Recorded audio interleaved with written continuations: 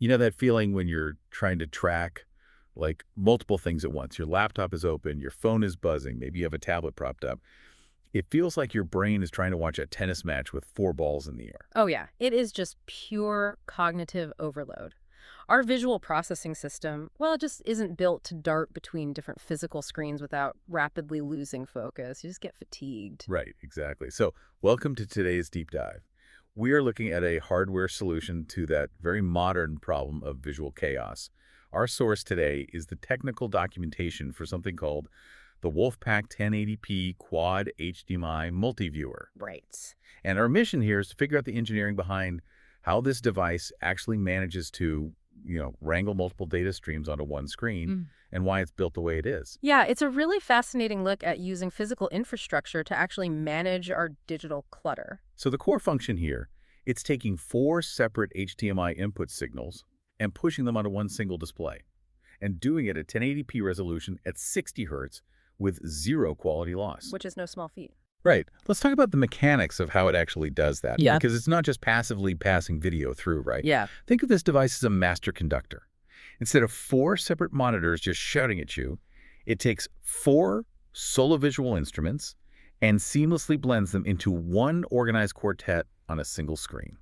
I like that analogy. And the hardware is constantly calculating and, well, physically shrinking for completely separate 1080p pixel grids.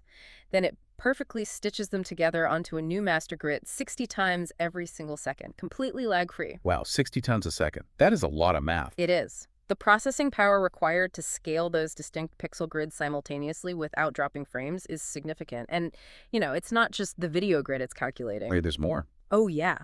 It is parsing high-end multi-channel digital audio formats at the exact same time. Things like Dolby Digital and DTS. It has to keep that complex audio perfectly synced with the newly stitched video feed. Okay, so it's doing a lot of heavy lifting. I noticed the documentation also spends quite a bit of time on the control inputs.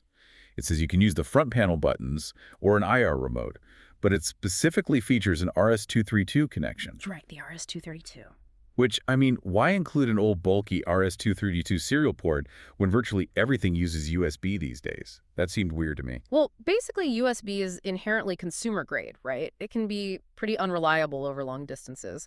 RS-232 is an old school serial connection, sure, but it is incredibly robust. Oh, I see. So it's about reliability. Exactly. Including, it means an enterprise IT department can hardwire this unit directly into a massive automated central control system. It's a clear signal that this isn't just some home office gadget. It's engineered to be integrated into complex infrastructure where you absolutely cannot afford a dropped connection. Which actually lines up perfectly with the environments the source text points to. They mention data centers, corporate training rooms, large-scale AV projects. Yeah, enterprise-level stuff. Right. And the documentation states it's specifically designed to solve space, noise, and security concerns. Space and noise, sure, I get that. Fewer monitors means a smaller physical footprint and less fan noise, but security. Yeah, that one surprises people. I'm just having a hard time seeing how a video switcher actually improves data center security. It comes down to reducing physical attack surfaces. Think about what a traditional multi-monitor setup requires. 4 separate screens emit a massive amount of light, right? Oh, sure, they light up the whole room. Exactly. And they have wide viewing angles, making it incredibly easy for someone to just shoulder surf sensitive data from across the room. Oh, wow. So by compressing 4 feeds onto one localized screen, you're literally narrowing the physical cone of visibility. Precisely. Plus, consider the hardware side of things. Every additional monitor requires extra cables, power sources, and most importantly, open PC ports. Right, more stuff to plug in. And every open port in a secure data center is an IT liability. So by consolidating feeds through a single, locally controlled hardware node, administrators drastically reduce those physical vulnerabilities. Okay, that makes total sense. It's security through aggressive physical consolidation. Yeah, that's a good way to put it. But given that it's handling real-time video scaling and enterprise-grade integration, I'd expect a pretty hefty price tag. Yet it retails for just around $125. I know, the accessibility is really what makes it highly rated by users.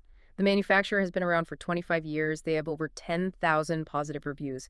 So it's this piece of professional AV infrastructure that manages to scale down to the individual user level perfectly. That is wild. So for you listening, Whether you're building a dashboard for a presentation, wiring feeds for a local sports bar, or just trying to research across 4 different data streams without losing your mind. Which is a real problem. Right. This approach offers a stark alternative to our usual habits. It's a physical solution to digital clutter. Yeah, we usually default to software to manage our digital lives. We use more browser tabs, virtual desktops, window snapping apps. But relying on an external hardware layer shifts that processing burden completely off your PC and honestly off your brain. It really flips our approach to productivity. Right. We've spent the last decade assuming more screens and more digital windows equal more power. But as the sheer volume of our data continues to explode, maybe the ultimate tool for human focus won't be an infinitely expanding digital canvas. Maybe it's a dedicated piece of hardware designed specifically to force boundaries on our digital chaos.